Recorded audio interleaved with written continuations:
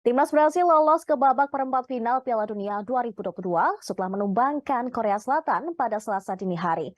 Laga 16 besar antara Brasil versus Korea Selatan di Stadion 974 Doha berakhir dengan skor 4-1 untuk kemenangan tim Samba. Neymar yang comeback pada laga ini berhasil mencatatkan namanya di papan skor melalui tendangan penalti pada menit ke-13. Sementara gol Brasil lainnya tercipta melalui Vinicius Junior pada menit ke-7, Richarlison pada menit 29, dan Lucas Paqueta pada menit 36. Adapun satu gol balasan dari Taeguk Warriors alias Korea Selatan dilesakan oleh Park Sung-ho pada menit 76. Sebenarnya, Kapten Timnas Korea Selatan Song Yong-min mendapatkan kesempatan mencetak gol pada menit 47. Son menusuk dari sisi kiri masuk ke kotak penalti Brasil sebelum menembak bola ke arah tiang jauh. Namun upaya Son digagalkan penjaga gawang Brasil, Alisson Becker, dan hanya menghasilkan corner kick untuk Taeguk Warriors.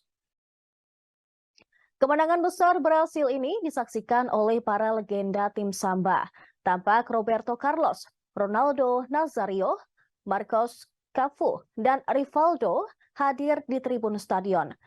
Kamera televisi menyorot keempatnya pada menit-menit awal babak kedua. Kemenangan Brasil turut mencatatkan sejarah baru. Dikutip dari Swaka, Brasil menjadi tim pertama dalam sejarah Piala Dunia yang memainkan semua 26 pemain mereka di kompetisi tersebut.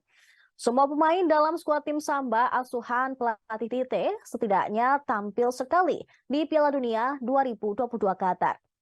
Kiper ketiga Brasil, Everton Pereira da Silva, juga mendapat kesempatan bermain. Dia diturunkan saat melawan Korea Selatan pada laga babak 16 besar Piala Dunia 2022. Penjaga gawang milik Palmeiras itu masuk dari bangku cadangan dalam laga Brasil versus Korea Selatan. Everton menggantikan kiper utama Brasil, Alisson Becker, pada akhir babak kedua, tepatnya di menit ke-80. Brasil menjadi tim ke-6 yang lolos ke perempat final Piala Dunia 2022 setelah Belanda, Argentina, Prancis, Inggris, dan Kroasia. Selanjutnya, Brasil akan menghadapi Kroasia pada babak 18 besar alias perempat final Piala Dunia 2022.